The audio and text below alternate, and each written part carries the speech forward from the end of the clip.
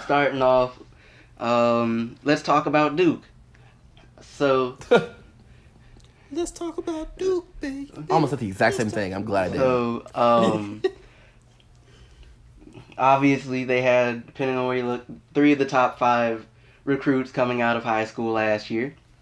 So that first game against Kentucky, they beat the mess out of Kentucky. It wasn't. They did. It wasn't close.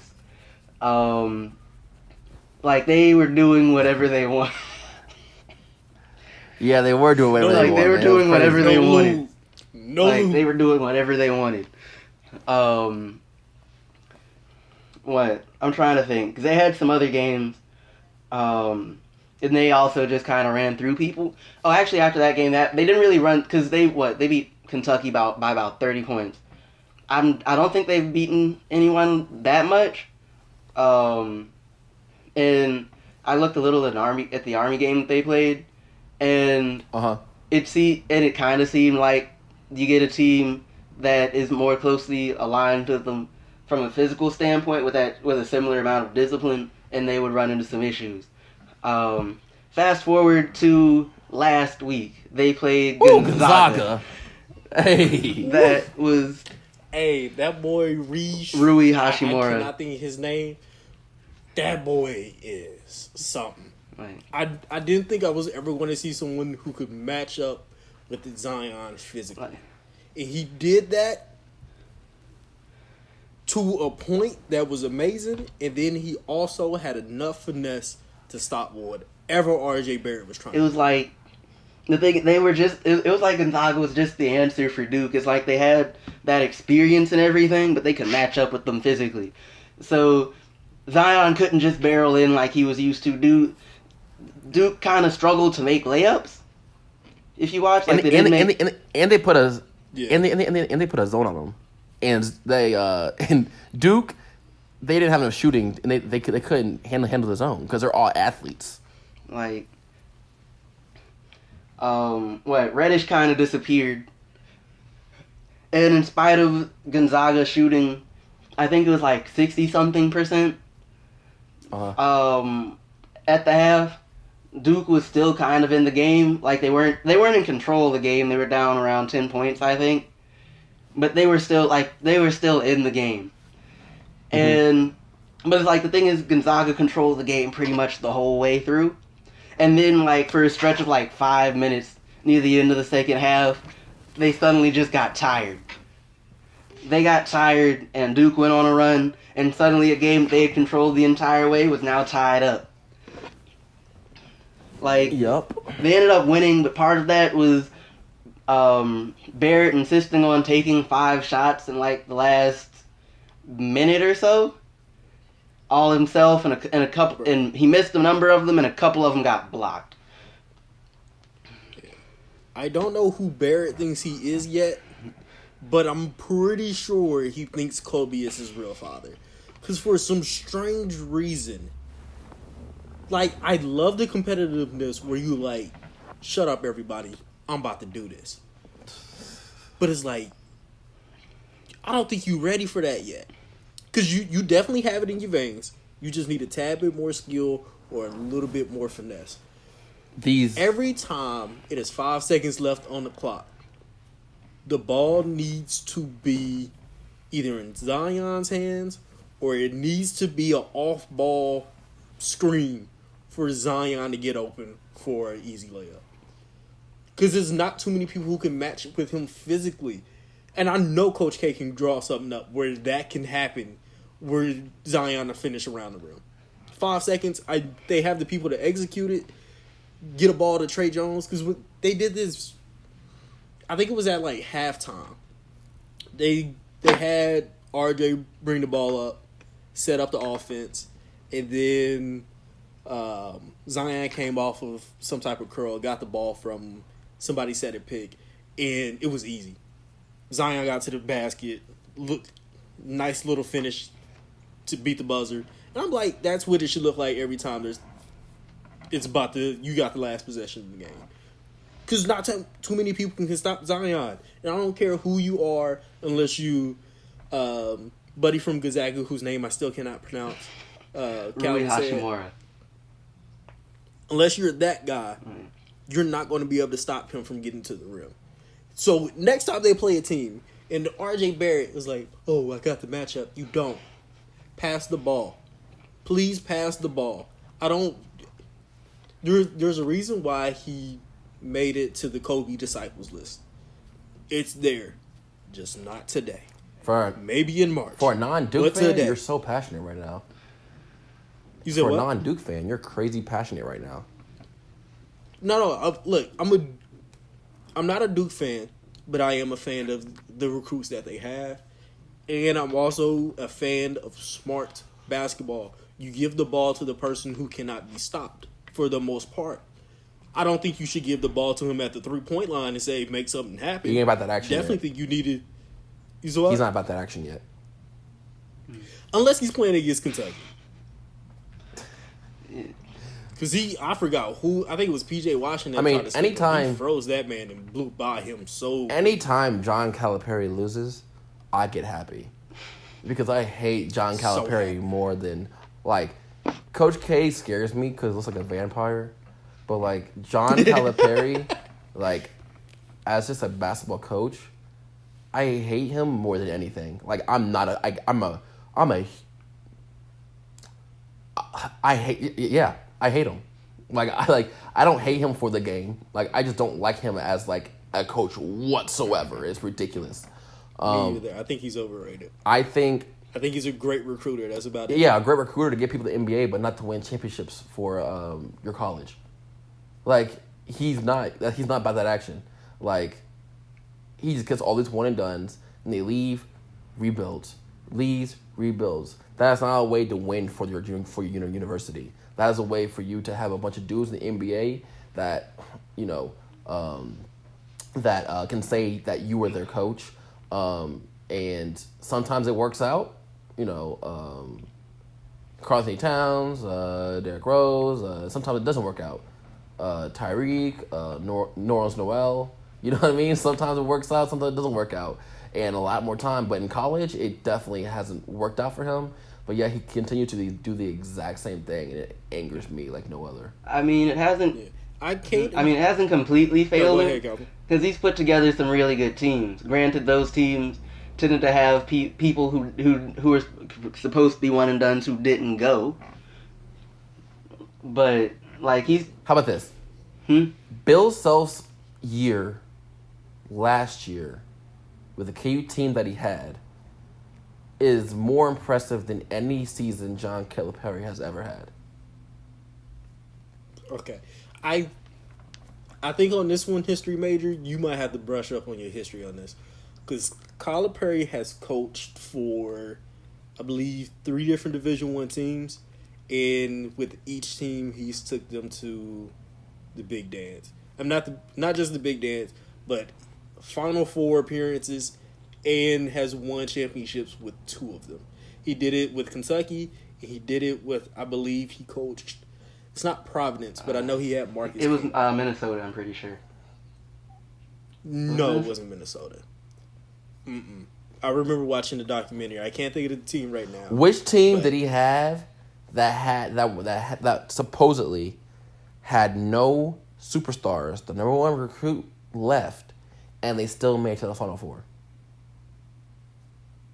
That's why I'm saying that last year Bill Self's team that he had for KU was more impressive than anything he's ever had. Yeah, John Calipari has championship teams, but he's also had really, really high recruits and has made it far. Why'd you say Bill Self?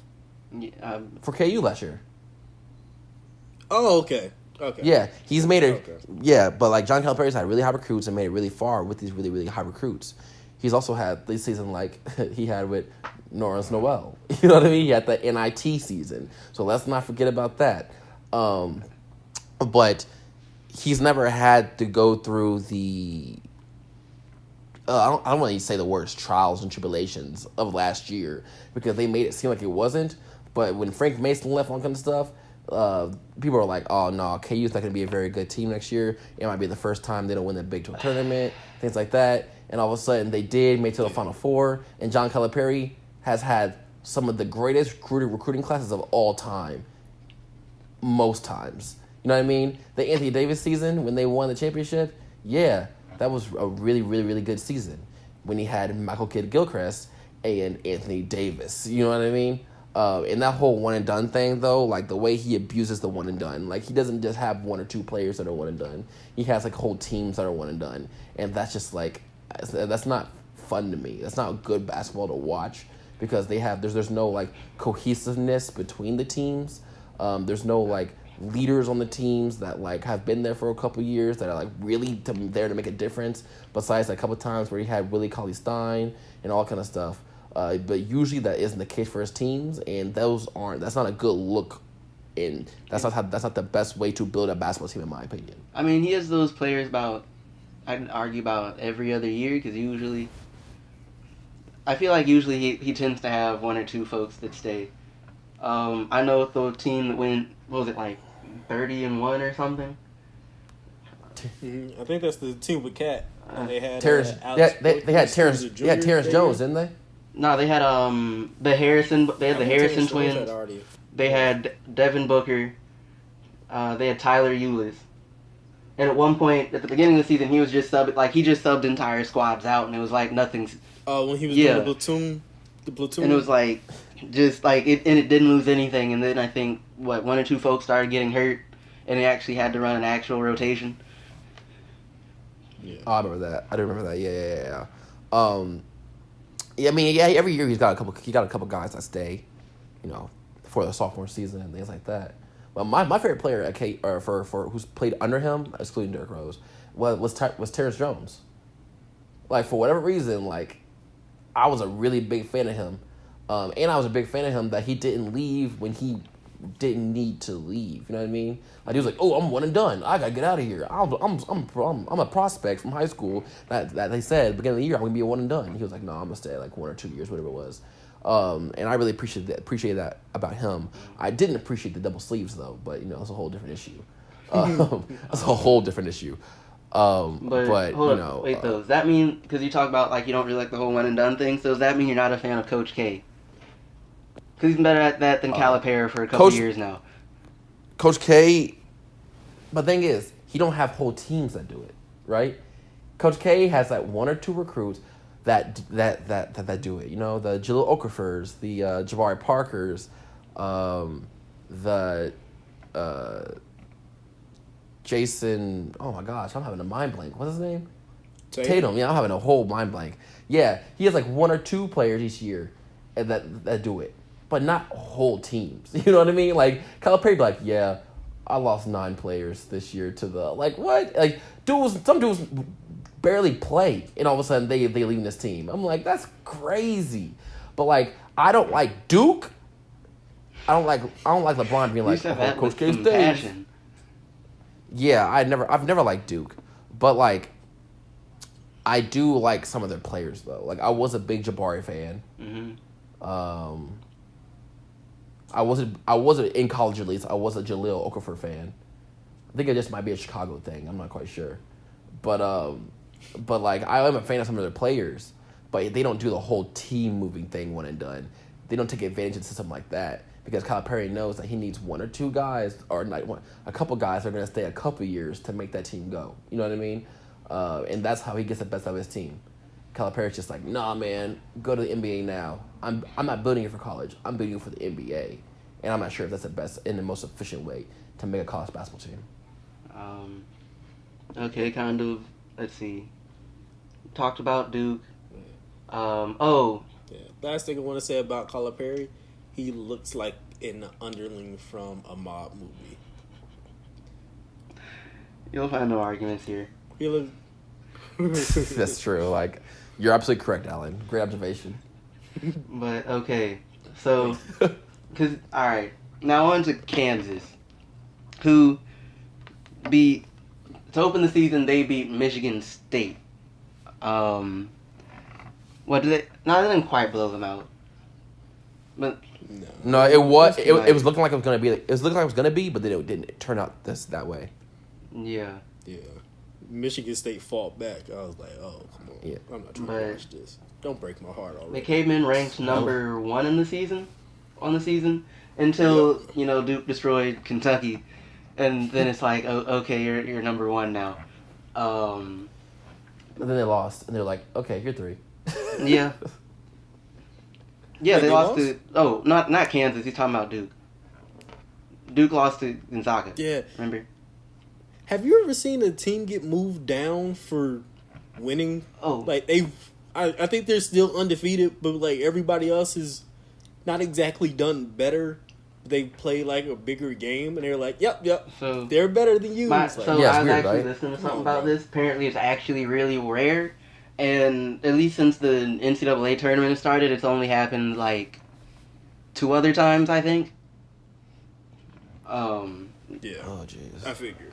But KU's been playing some pretty good basketball. Dedrick Lawson has been good for them. Mm-hmm. They played last week. They played Tennessee, who was I think 5th or 6th in the country at the time. Yeah. That was a good basketball game. Except for Schofield continuing to jack up threes. And Tennessee has this dude named Grant Williams, who is one of the best players in the country. He's 6'6", 6'7". He's a forward, and he was just getting whatever he wanted in the post. It didn't matter. And then he fouled out, so he wasn't available for overtime. And Tennessee lost. KU is going to do well this year, like they do every year. Hopefully they make it past the Elite Eight. And just like every year, depending on how good LaGerald Vick does, depends on how good the team's going to do. LaGerald Vick was amazing in that game. He is the ultimate X factor for the KU team. It has been for quite some time because he's the most important person on the team, in my opinion. He has been for years. If he does well, the team does well. If he does really well, the team does really well. If he does bad, the team has a high chance of losing. Like he does a lot for this team. It's interesting to see. Yeah, so I'm just like watching the games. I'm just like, and every time I watch a game, especially this year, because it's last year, I'm like, are you going to do well? Let's see how LaGerald Vick does. In that game, you're right, Calvin. He did do really, really, really, really, really good. And it's funny because like going to school here now, I keep seeing Instagram posts of people like, we don't appreciate this man enough. And I'm like, duh, you don't appreciate this man enough. This man's like one of the best players you guys have, most consistent players you guys have for years, but you guys are so caught up on Devontae Graham and caught up on Frank Mason. Like, understandably, because they're like up for Wooden Player of the Year. But like, if you watch basketball, you know that this man is the most important person on the team and has been for quite some time. And it's interesting to go to school here now and just see like how many people don't actually know basketball and they just know KU basketball. It's like I imagine this is how it feels to be like a fan of the Lakers or like the fan of like the Yankees in basketball or like a Patriots fan. Like this is just like these people don't know actual basketball or sports. They just know their team. And it's like not fun to see. Like at all. It's not fun to witness. Like I can't go out. I can't watch a game going out because everybody's like, rock, chalk. I'm like, shut up, man. Just watch the game. Like I'm not trying to hear your chants. You know what I mean? It's so stupid. Yeah. I've only watched one game from them, and I think that was the Michigan State game. What's up with Marcus Garrett? Is Marcus Garrett getting burned like that? Because I really feel like he's the next mold of I can't think of the guys. Devontae Graham and I can't stand watching him play basketball. Is that bad? Like, it's not as bad this year as it has been in past years, or the past year, or like the last 2 years, how long he's been there, because he's starting to hit like a little bit of a jump shot, and not just be straight hustle man who fouls. But still, like whenever he gets to the game and he sometimes he tries to do a little too much, and it's not like relax, chill. That's not your game yet. You know what I mean? Like, it's just I don't know. Like watching him play basketball is incredibly frustrating. To me, at least. To other people, it might not be, but I'm not sure how Calvin feels about it. I paid him zero attention. So, take from that whatever you will. I paid him zero attention. There you go. Yeah. You don't need to pay him attention. So, but I say that like he's the next up when it comes to guards because he's only a sophomore. So last year I expect you to hate him because you kind of don't really have that much of a slant towards freshmen, especially if they don't produce extremely well. Mm-hmm. But he's a sophomore this year, so he still has time to grow. I didn't realize he was a sophomore. Yeah, because he didn't get played like that. No, he showed flashes of him being like important. I think it's more because he got the hairline of a fifth-year senior. Come on, why you? He ain't no Perry Ellis, bro. Don't do my man. Hey, no, Perry Ellis had the hairline of somebody who was 3 times his age in high school. Yeah. I was like, if you go back, it just looks out of place, bro. Dude, he just looks so out of place. Dude got that Alan Pettigrew hairline. That was crazy. Hey, don't disrespect me. Don't disrespect me, bro. Don't disrespect me. You got so upset. What? All you got is a hairline, bro. This ain't got nothing to do with the podcast. I'm gonna flame you later. Oh, you're right. My fault. No, but yeah.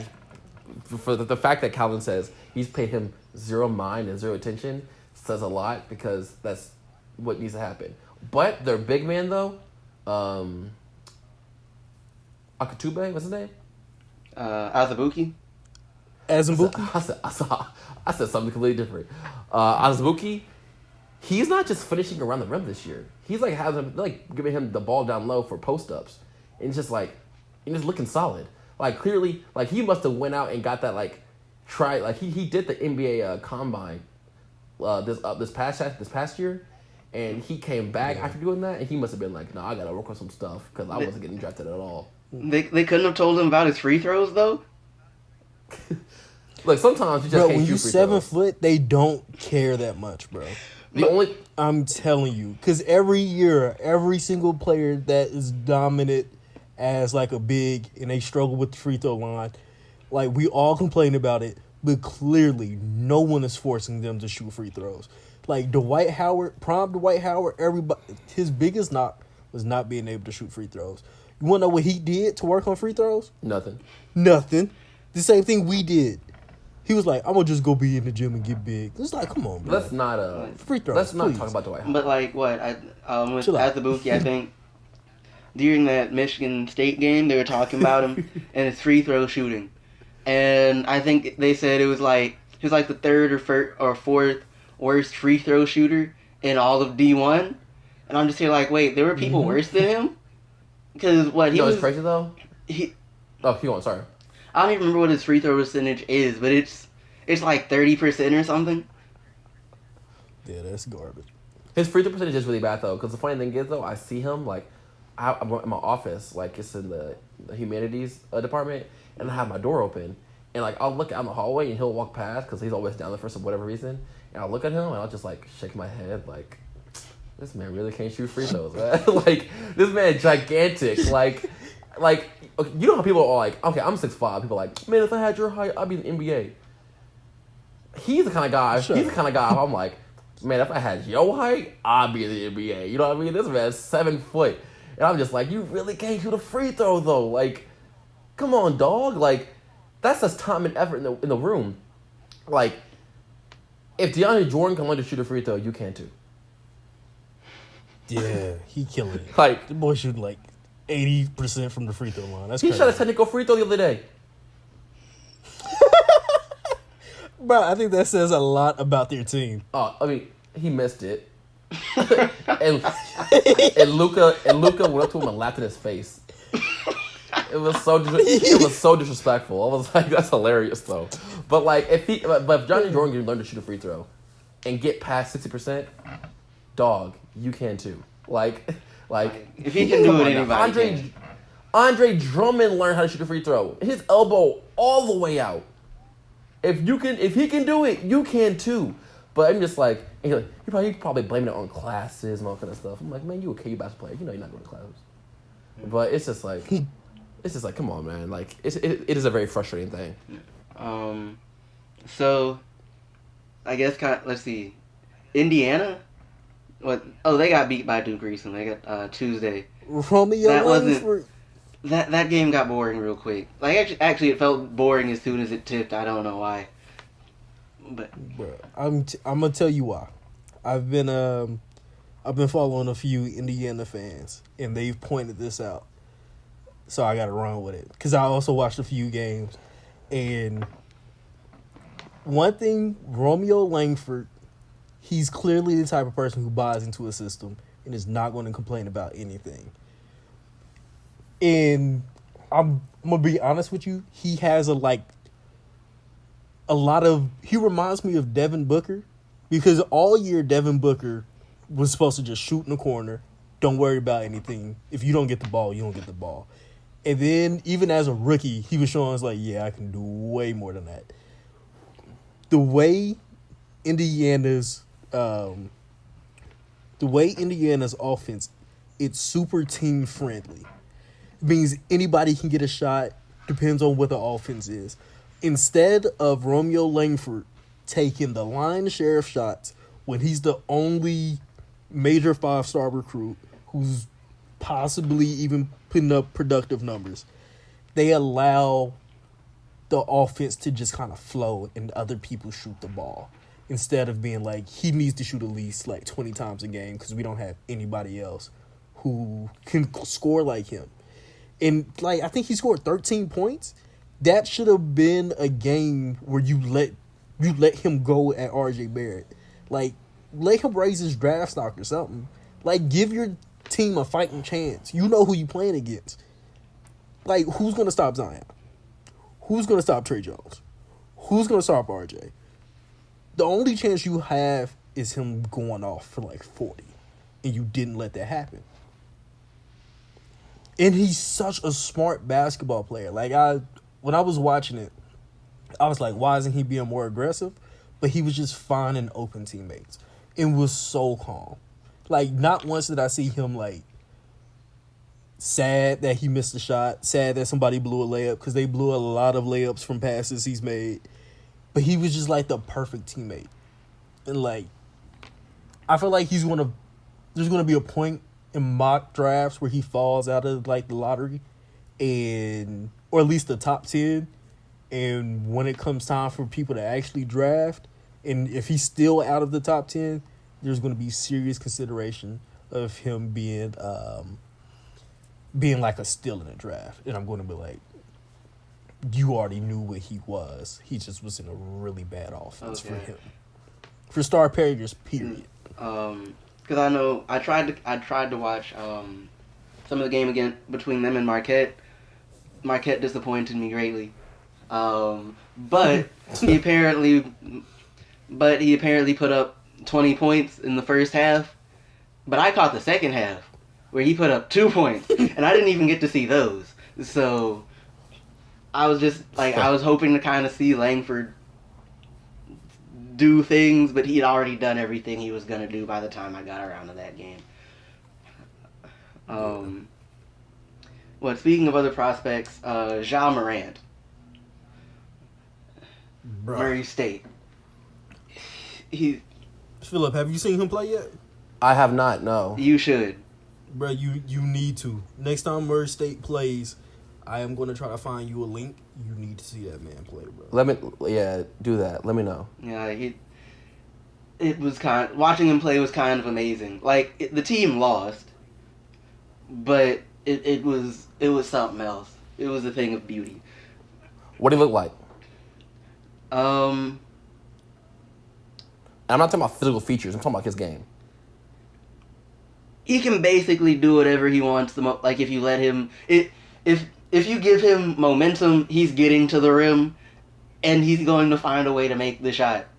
Like, the first move I saw him make, he layupped around a guy. He's easily the most athletic point guard at a high major school. He's not the one dunking on everybody, is he?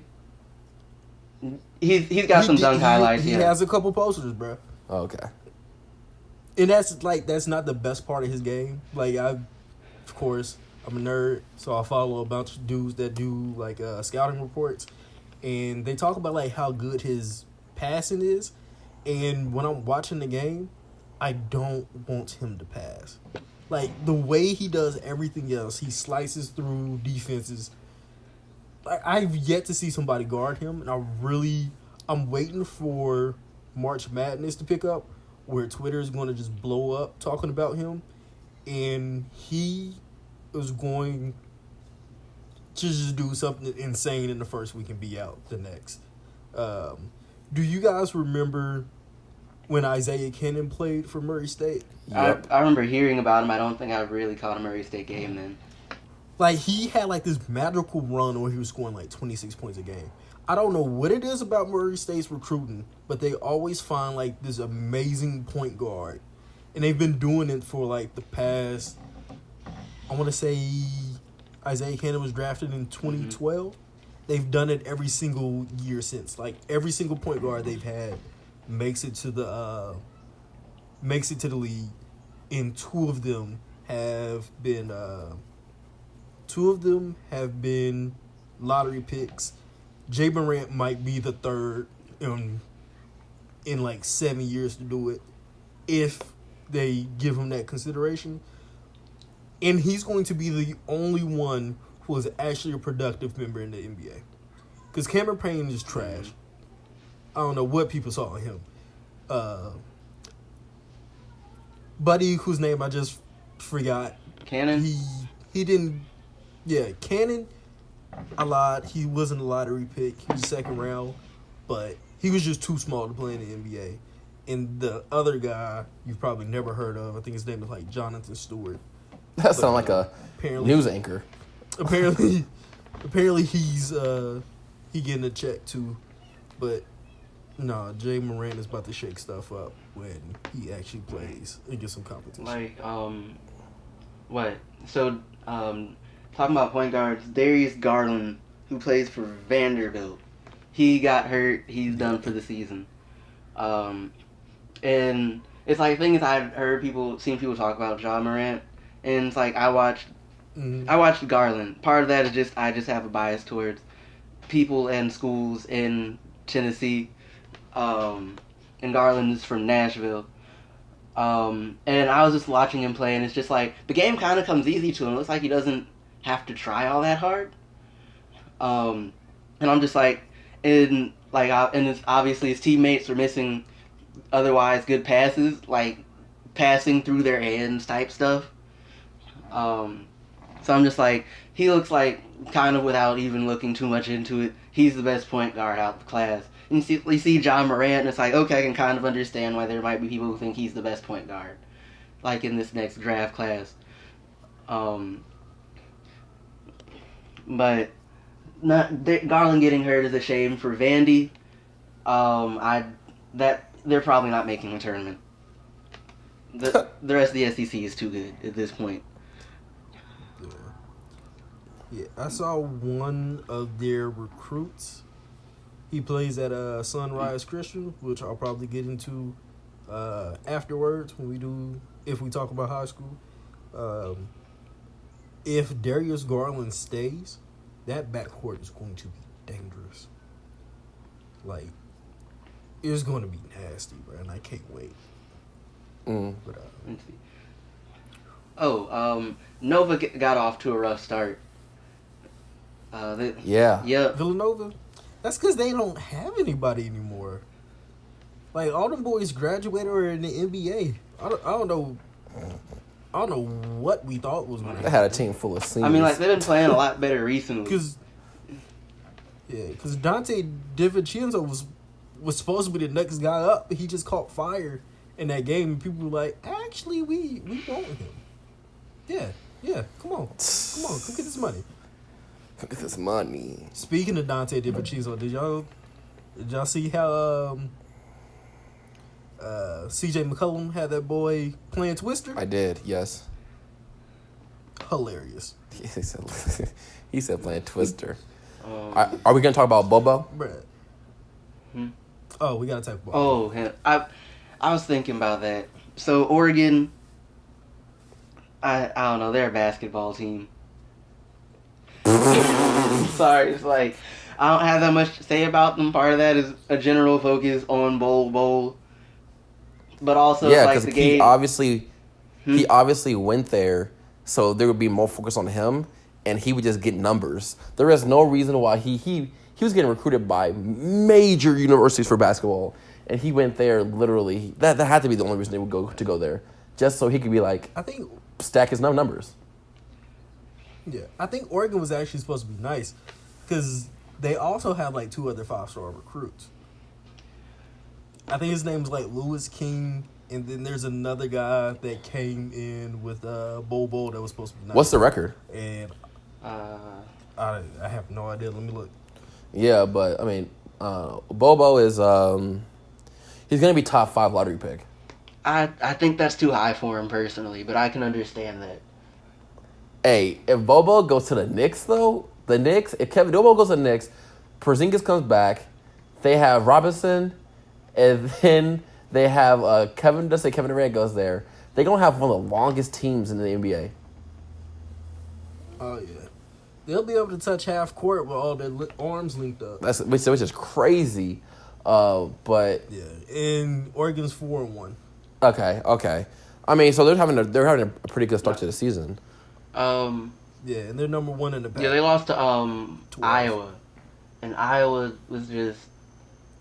I was watching. That was the game I kind of looked at with Bol Bol, the main one, and I'm just like, how is Iowa not ranked? I'm pretty sure they're ranked now. Yeah. What is Oregon? Oregon's 18. Oh, okay. But no, he's doing pretty good. Personally, I mean, you can be skinny like that and be effective in college. Clearly, right?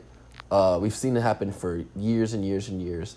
Unless he ran to somebody like Rico Gathers back in the day, then that'd be kind of different. You know what I mean?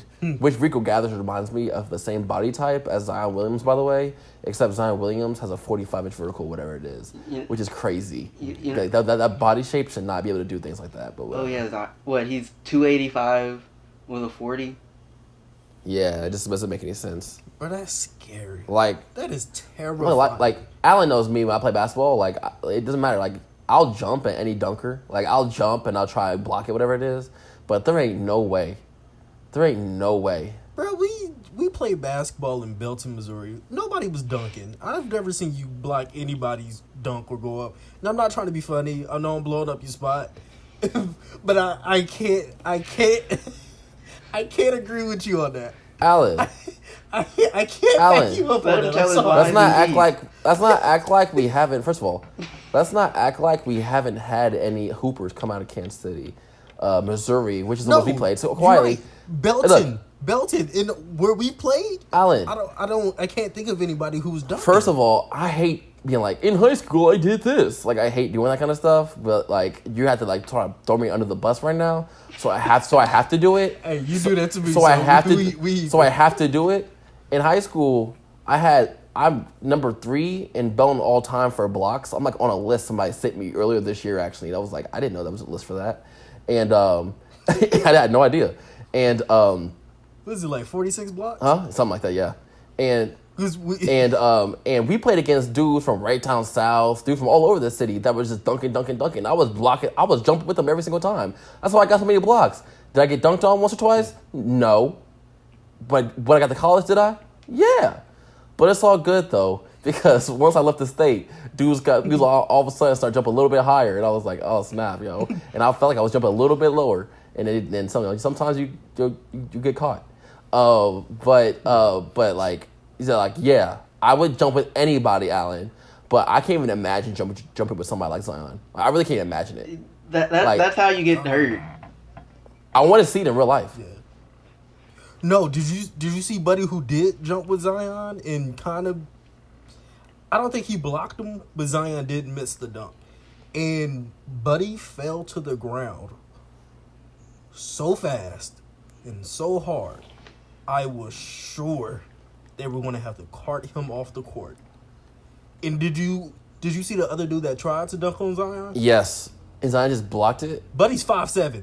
Oh, Buddy's was it Auburn or 5'7". something? I they was played? like, ooh, yeah. I was like, but boy, you have a lot of heart. You got a lot of heart. You might have too much heart. Zion's the kind of guy Sit down. I want to see play in real life, though. Like legit. I just want to see him dunk once in real life because I've never seen somebody jump from who's that big. Like, everybody I know that big, they staying on the ground. You know what I mean? They playing old man basketball back to the basket. This man over here putting his eyes into the rim. Like, that's crazy to me. That's wild to me. Armpit at the rim. Which, like, I think that's more incredible because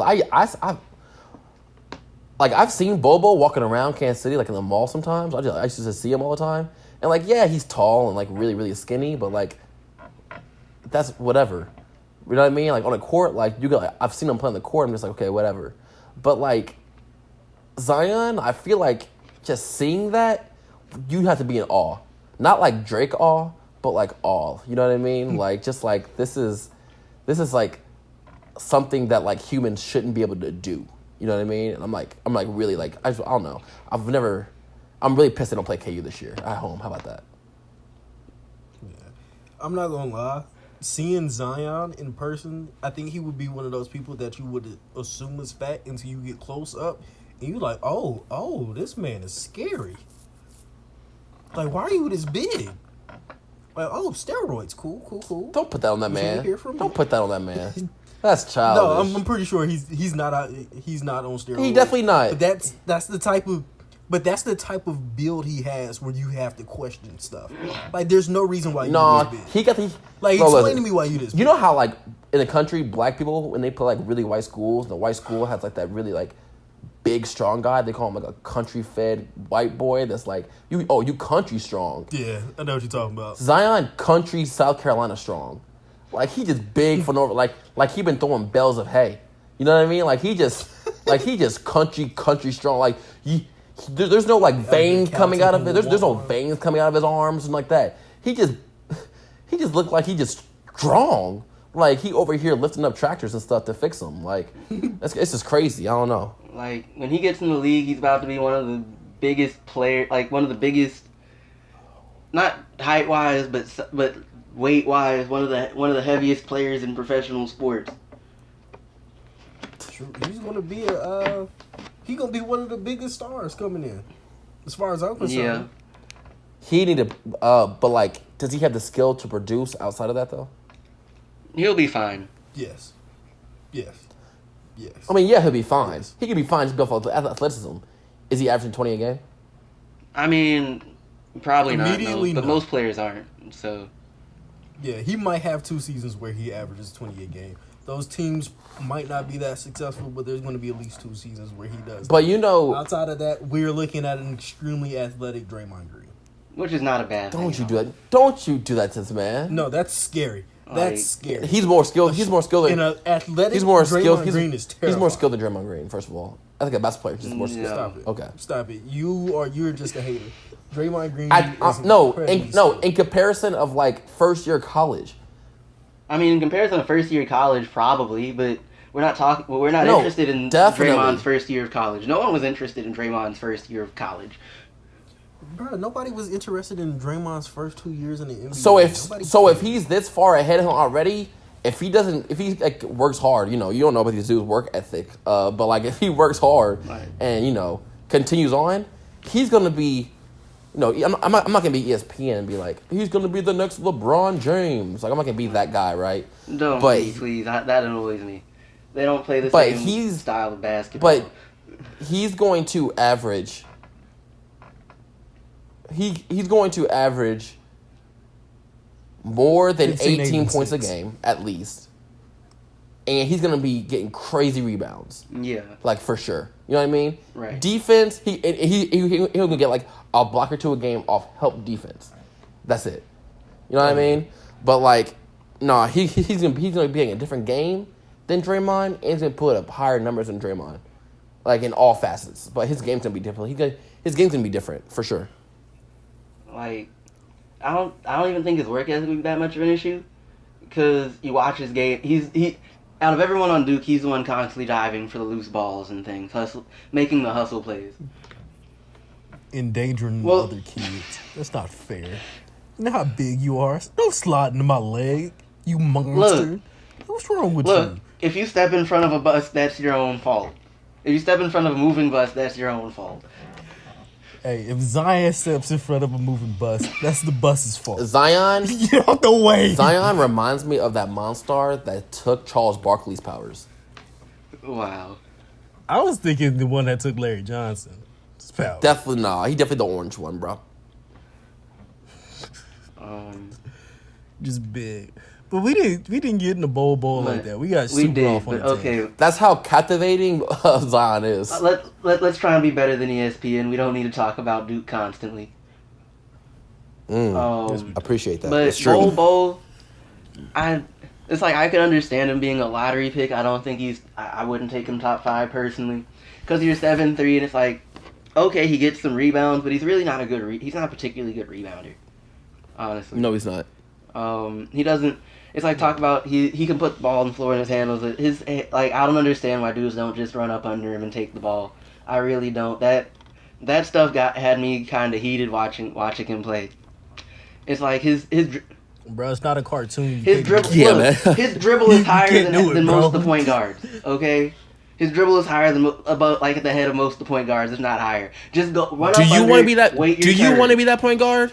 Do you want to be that point guard that goes for the steal and then gets crossed up and looks goofy? There's- You don't want to be that guy. Yeah. Because he's only you gonna be on ESPN.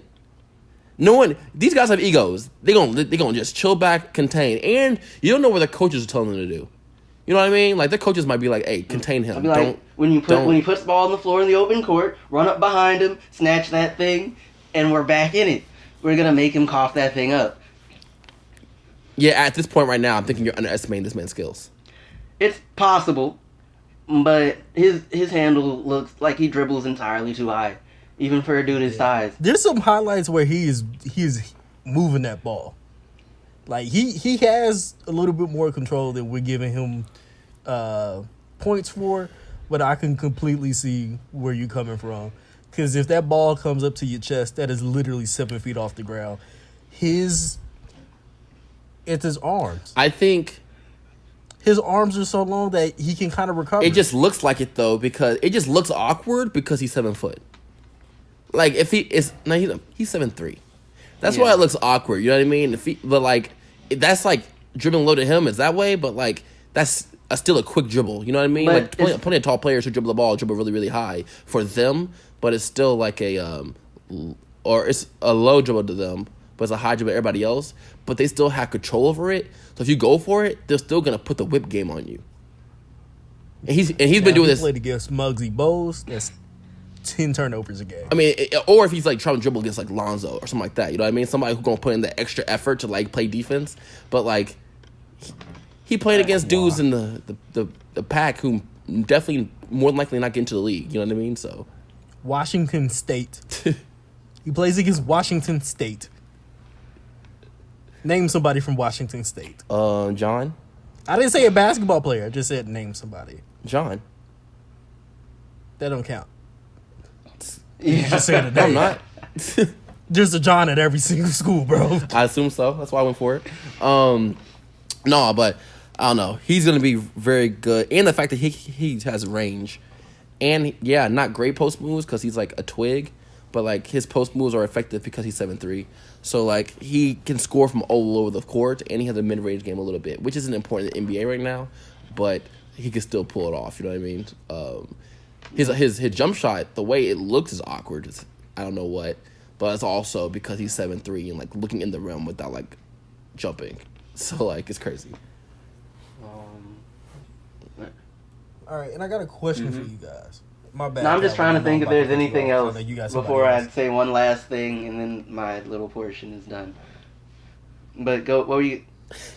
He froze. Not again. I got one last question. Not one last question. I'm starting to like kind of notice like some teams just aren't good for 5-star players that are supposed to be one and done immediately, and them having like the freedom to kind of do whatever they want from day one. Yeah. And I can tell you is Indiana, and so far it's looking like it's North Carolina. North Carolina is shaky on how they play, because Roy Williams, he's still a fan of the older kids. Oh, like this is stuff like Nasir Little. I think Nasir Little's like coming off the bench for some reason, when Buddy is a dog. I think if you give him like 28 minutes a game, you're looking at someone who's guarding the best player and giving you at least 15 to 3. I mean, at least Roy Williams came out and said that it's his fault. No, I mean, like, he came out and said it's his fault. He's taking responsibility for, his bad coaching, which has been the case because he has a very old school mentality, which has done him well, but continue forward in the future, he's got to adjust. You know what I mean? Like Coach K adjusted. Like he can't fall back at the times of like, oh, I'm a Bob Knight kind of guy. You know what I mean? Like, nah, man, you gotta keep pushing forward to the future. But they are one of those teams. For a 5-star recruit, they are one of those teams. I think another one of those teams that isn't great for that kind of people is Wisconsin. But they haven't had a 5-star recruit in forever. Exactly. Like that's because I want to make an article about it. And the only thing I'm using teams that have 5-star recruits that are Calvin Frozen kid, that are pretty much being hindered by the system that they're in. And the only 2 people I can think of are Nasir Little and Romeo Langford. And I feel like there's other people. And I almost want to say Michigan State, but that's not true because Miles Bridges got. But Miles Bridges was a 5-star recruit. Jaren Jackson got. Who stayed a couple times though. Yeah, and he stayed because he wanted to. Like his freshman year, he was getting numbers. He got time. He kind of let him work, and then the same with Jaren Jackson. But Tom Izzo's a really good coach though. Yeah. Like he's also a very, very, very, very good coach, and he knows how to do like the whole get 1 player, get 2 players who are like of that caliber, and then have them fit into the system really well. Like he's just also a very good coach. I'm not saying Romeo Williams is not a good coach, but Tom Izzo has definitely aged. Not saying he hasn't aged well though, Roy Williams, because he was just in a national championship a couple years ago, but it wasn't because of these one and dones. It was because of all these players that he's had for years and years and years. I mean, the Pages and the Johnsons and all kind of stuff. I mean, for the most part, the teams that win the championships aren't the teams full of the one and dones. No, that's very true. That's very true. But what else? What else is out there cooking in the college basketball right now? I don't know. Nothing else. I think we've pretty much covered everything. I mean, unless you want to talk about LaMelo, then. What? I do think we should get into high school real quick basketball. though. You know more about high school basketball than I do because like you're always at those games and like I'm into college. But I do keep up with LaMelo specifically though. Yeah. Real quick before y'all get into that, one last thing with college. He stuff. said y'all. The He said y'all. The NCAA came out with this new ranking system called the net. Oh, that gross shit. Yeah, like the thing is, pretty much everybody who attempts to rank teams and stuff has been just going in on this thing. Like Why?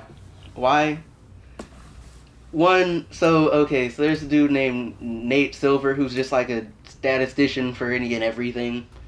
Politics, sports, what have you. Nerd. He's out here. Oh well. Nerd. Oh well. So he's out here like this is the worst ranking system ever, and just going in on it almost irrationally. But basically, the issue is, some of it is like it doesn't take into account, your how strong an opponent that you played, like how good your opponent was. was it? There was some other ones. Like there were a lot of them. I can't remember all of them. And it's like it came out with the ranking, and it looked slightly less trash than it did currently because I pulled it up. But it was looking rough in the early going. It had like, who was it? It had like San Francisco or somebody is the number 1 team in the country. Why was this made? So, basically, the RP, like, for a long time, folks been talking about the RPI hasn't been cutting it. Calvin? And I asked Calvin a question, and he's gone. I assume. What was the question? Why was that ranking system made?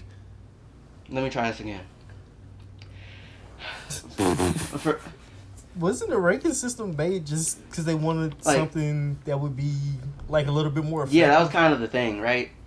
And like the RPI wasn't cutting it.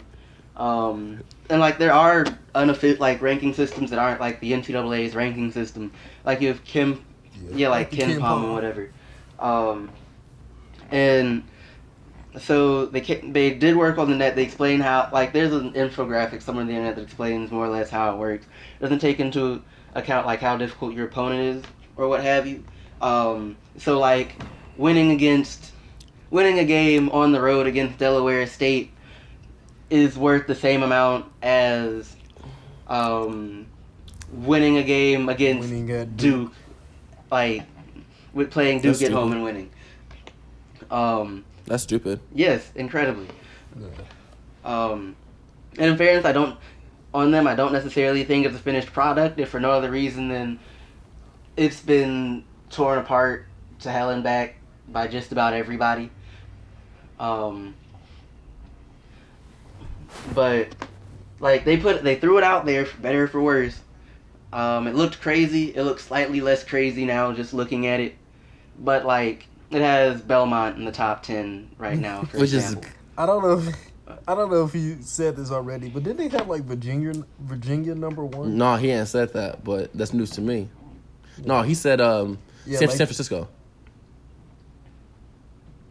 Oh, this might be a more updated one, but I saw the graphic that he was talking about, and it was like the list had none of the top schools on it, and it was crazy. I think they had Kansas ranked number 11.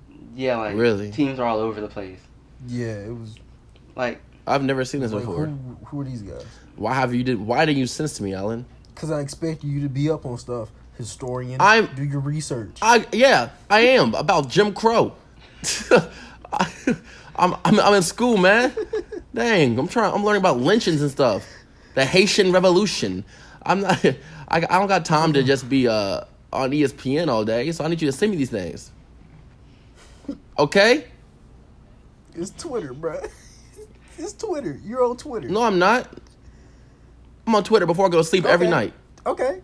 I'm going to let you believe that. It's my life. How can you let me believe my... Well, bad. Calvin, go ahead and keep telling us about this net. This computer's gone out so many times. Like, this Skype has gone out. I know.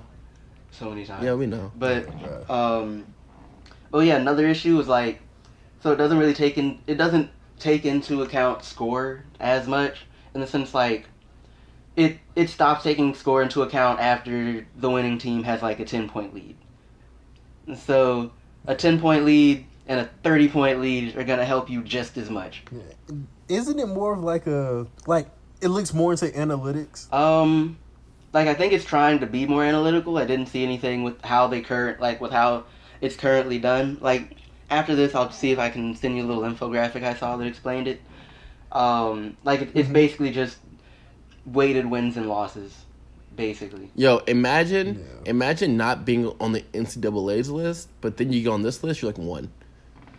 You're like, yo, I knew we were good. You know that was the first week. Like, that was the first... Yeah, that was, like, the last few weeks. Yeah, and correct me if I'm wrong, but when you saw this graphic, did it have Virginia, like, number 1? Not like, when it initially came out, and... So when I talk about the graphic, like, there's one that explains, like, how they calculate it. Currently, they do have Virginia number 1. But they also have Belmont as number 9, and you're gonna have to explain that to some people. Ugh. Even Virginia at number 1, you're gonna have to explain that to some people, because I don't think they were even ranked in the top 10. Yeah. Like, I might be wrong, but they weren't. Well, I'm just looking at what it has right now through the games a day or two ago, and Virginia is ranked number 1. I'm pretty sure Virginia is a ranked team and a high ranked team, but they're not number 1 currently on anybody's poll. They're number actually in the AP and the coaches. They're both number 4 currently. Yo, 2 years ago, when I played for Fisk, I played Belmont, and they was boo-boo.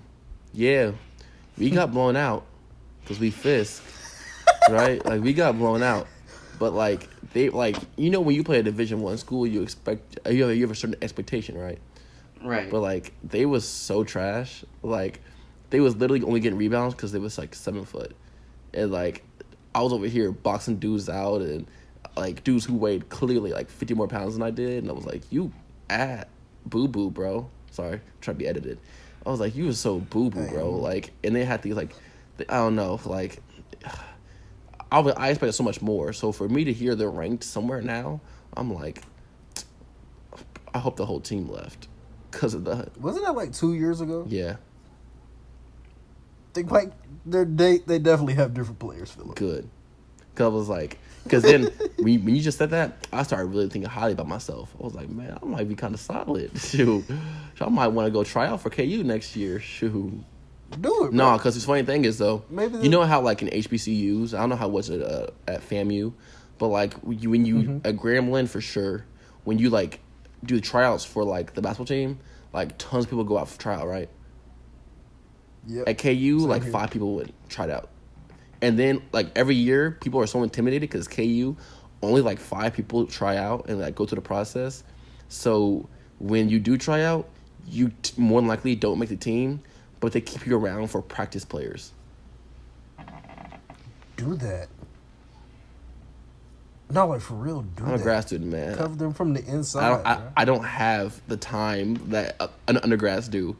I'm a grad student. Bro, you own the team. You don't have to go to class anymore. Think about this. I don't go to class. I, like, teach classes, yo. That's cool. You don't gotta teach. That's not how that works. I'm on scholarship. They fund me. I don't know. I don't know how none of this work. I'm done with school for now. You done for school forever, man. No, that's not true. You ain't going back to I feel school, like I'm man. going Be quiet, back man. Be recently. quiet. You don't know about my life. Chill out. Yeah, I do. I know your hair nappy. I know you ugly. And I know you wearing See, now I gotta edit this out. Shut up, Philip. You don't gotta edit this out. You don't gotta edit this out, man. But what, Calvin? You still there? Oh, I wasn't sure if it froze or not. All right. Like, You got anything else for college basketball? Cause I'm waiting to figure out whether or not Furman is actually a good team. Because they had all these upsets. yeah, because they beat Loyola Chicago and they beat Villanova. Now whether or not they're actually good remains to be seen, but they did beat those two teams, and those are solid teams. Even if Villanova kind of struggled early. Yeah. There was another team I was trying to think about, who I. Yeah, I would say. I would say Vermont should not be somebody we're worried about, because when they played Villanova had no identity whatsoever. And Loyola Chicago is not the same team that we saw last year. The only person that returned that was doing something major is, I think, Ben, I can't think of his last name right now, and Sister Mary Jane. Those are only 2 people back from that team that was actually contributing. You thought that was funny, didn't you? I did. I did think that was funny. That's Sister Mary Jane, and then no one laughed. And like you continue. No one had to laugh. It was okay. You thought us. Never mind, man. Anyways, Calvin, you got any more? I'm trying to think, because there was one more team I'm halfway interested in, because they haven't won all their games, but they seemed like they're actually a good team. They've been playing good basketball.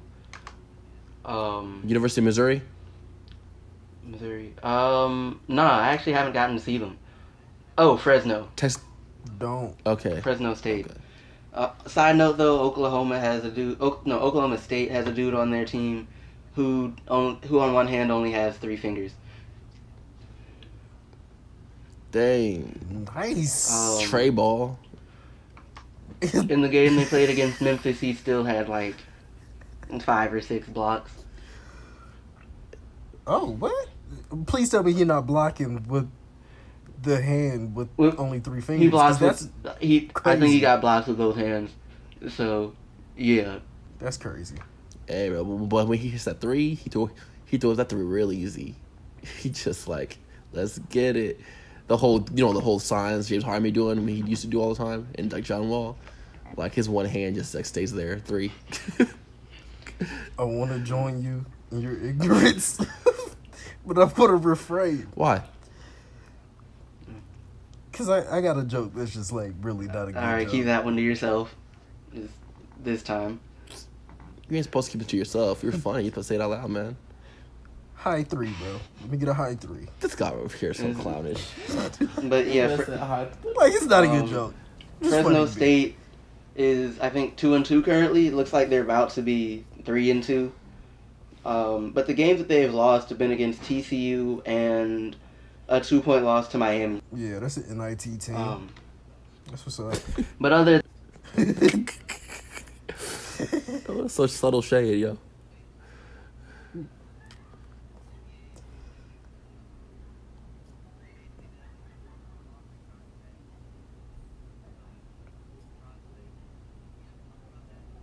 Yes, we did.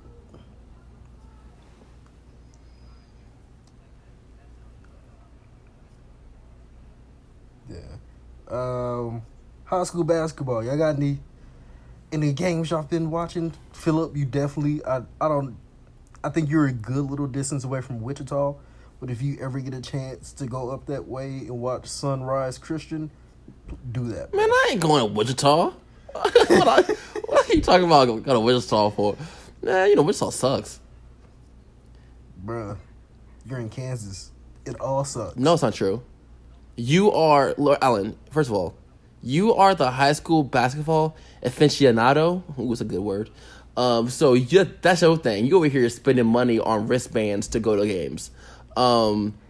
Actually, I have a press pass, so I don't spend any money whatsoever. I just walk in. But you spent That's money for not that the press difference. pass, though. I didn't spend money. How you get a press pass for free? I'll talk to you. Okay, cool. Cool. Because give me a press pass. But actually, but I have been watching LaMelo get his triple doubles, Spire Academy. You know what I mean? I just been watching him. Seeing how he's gonna, seeing how his game has translated from when he left Chino Hills till now, and it's translated very well. He's actually playing defense. He's actually doing a lot more than just shooting. Because he's not playing with people that just pass him the ball all day long. He has the ball in his hands. He's over here getting triple doubles in high school, which, if you know, getting a triple double in high school is very, very, very difficult.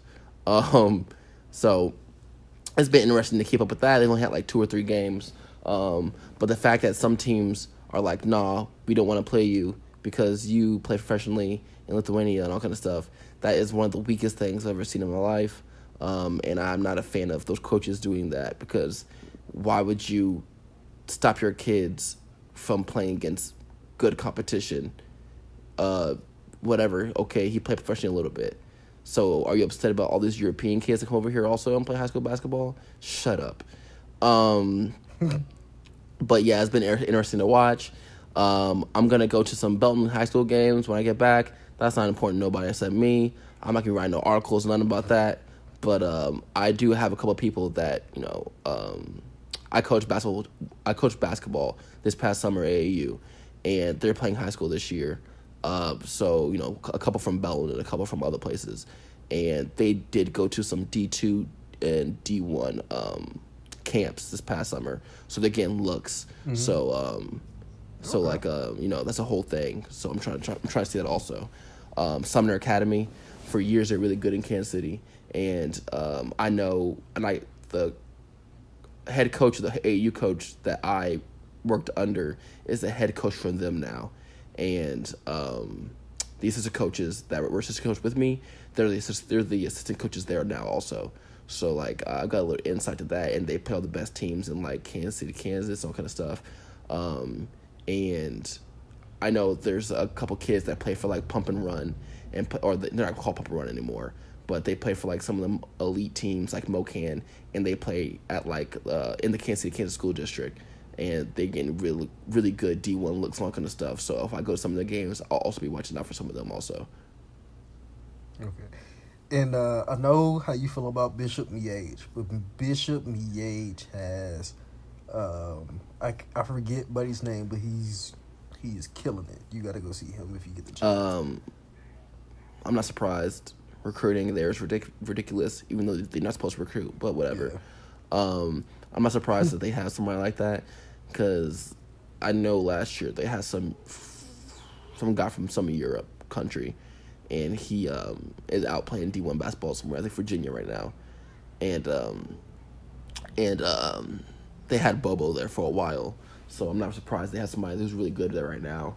But you know, if I get a chance to see it on Metro Sports, I'll do it that way. But I'm not going to no home game of that disgusting school.